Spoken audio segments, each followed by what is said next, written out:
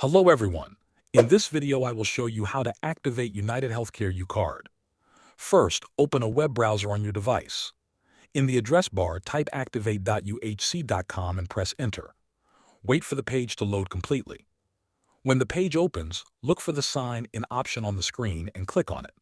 Now enter your login details. Type in your username and password that you use for your UnitedHealthcare account.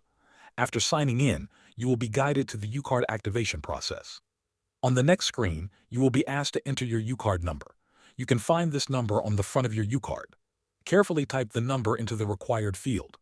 You may also need to enter additional details such as your date of birth or zip code. Take your time and double-check all the information you enter. Next, you will be asked to verify your identity. This step helps protect your account and benefits. You may receive a verification code by text message, email, or phone call. Enter the code exactly as shown and continue. Once your identity is verified, follow the on-screen instructions to complete the activation process.